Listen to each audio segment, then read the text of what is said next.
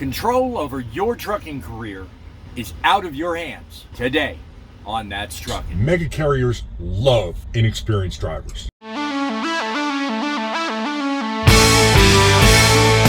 share news stories with our audience, head over to our Facebook group, That's Truckin', or email us today, thatstruckinnews@outlook.com. Links are pinned below. Howdy ho, trucking champs. Deviator here with another fascinating perspective on trucking news you probably won't get anywhere else. Think about it.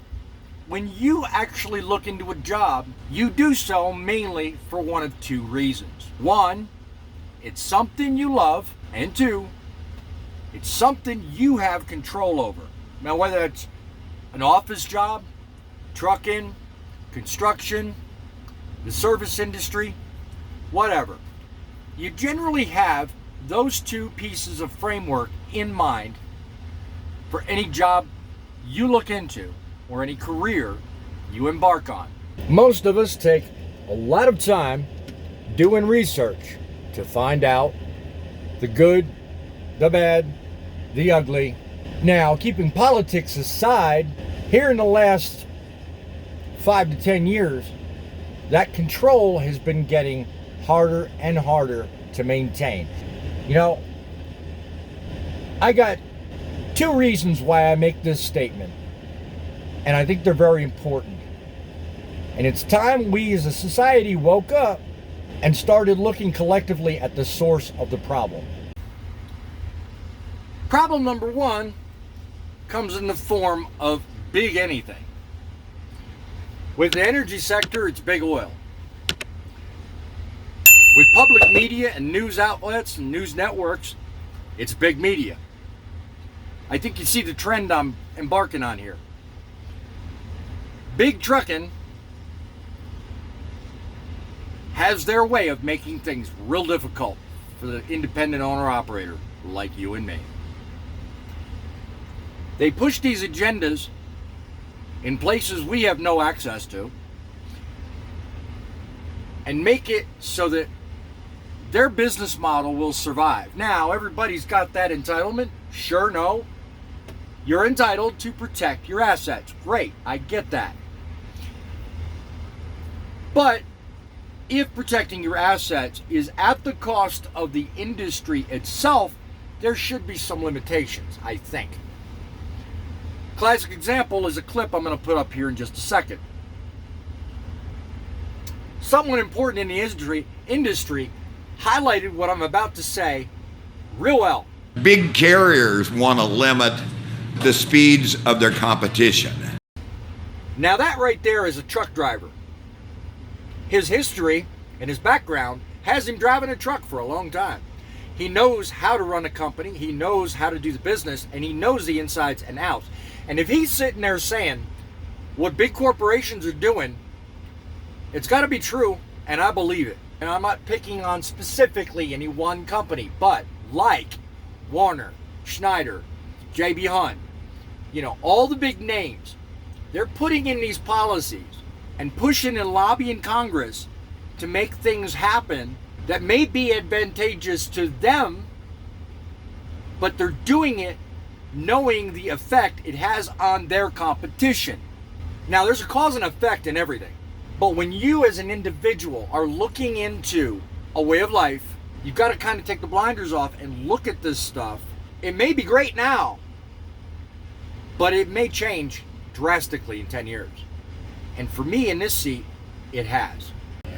I mean, I hear a lot from a lot of old timers, honestly, that I guess they're kind of surprised at the fact that I'm complaining about things or making the videos that I'm making because, well, according to them, it's been happening for years, and it very well may have. I mean, there's one interaction on my Tik Tok where a fella is talking about the mafia and its stranglehold back in the 80s and 90s. Trucking was very close and controlled by the mob and the mafia because Jimmy Hop had sold out trucking. The ICC had a very tight control over routes. Perfect example is right there. It's been going on for years. The reason I bring this up is because, we live in a free country. I thought last time I checked, when you live in a free country, that has all the documents backing up our government the way it does, you should be allowed to pursue your dreams. What I'm talking about is the industry overall. And what the CEO of OIDA was talking about was the speed limiter laws. You know, he was being asked by someone about that very thing, and that was his answer, and very smart one indeed. I get to thinking when I hear things like that, I get to thinking about the bigger picture, i.e. the premise of my platform. How can an industry survive if the industry itself is controlled and maintained by individuals, and I use that loosely, that have no direct correlation to the industry they represent? I'm willing to bet some of the CEOs of the companies may not fall into this category, but I certainly drop this on the lawmakers. I'm willing to bet the lawmakers have never sat one damn day in their life behind the wheel of a truck.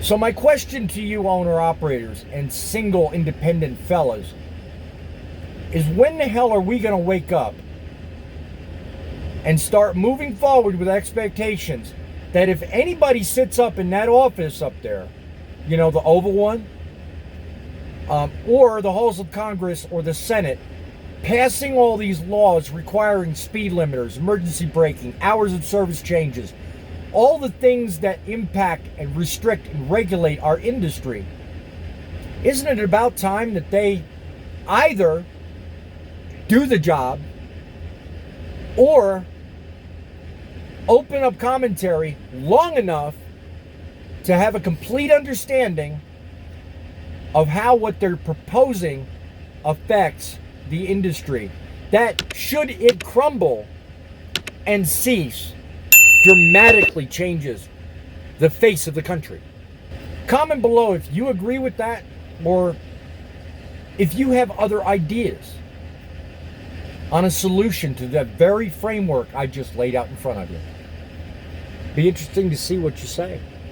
The second part of this is just the idea that laws themselves are so wide-ranging and, in most cases, nonsense. You know, I mean, I get the laws that govern safety, you know, like driving a certain amount of hours, being a registered owner of a truck, being a certified CDL driver. Those things I get. They make sense. I'm not talking about those. But let's take, for example, New York State recently proposed legislation, and I had a video up on it, you can look it up on my YouTube channel, whereby any vehicles, both passenger and commercial, registered in that state had to meet certain requirements for both emergency braking and speed limiting.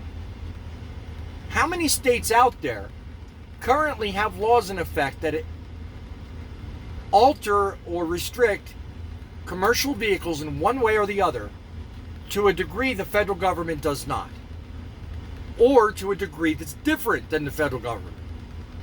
Why not just put everything out and say, let's let one agency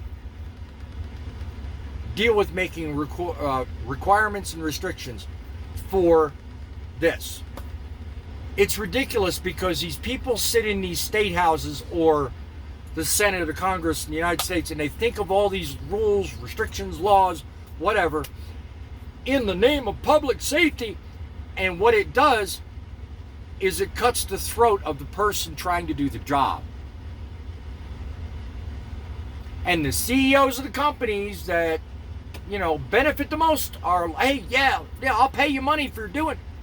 That's probably what's going on. I don't know for sure, but, you know, personally, I agree with why states want to pass laws, but I think they need to get the hell out of DOT. If the federal government requires that they do something, do it. That's fine. Different story. But don't make a law that either goes against the federal government or alters the federal government's law in any way, because all you're doing is grabbing money from a guy like me. I don't need both the federal government and the state getting a piece of the action. My kids don't eat off your action, bud. Comment below if you think I'm right. If you got something to add to it, please go down below after you hit the like button. drop a comment, let me know what your thoughts are. I created this channel for one purpose, and that's actual conversation, actual dialogue that does one thing: help make trucking great again. Because you know what? Without trucks, you get it yourself. Till next time, remember, that's trucking.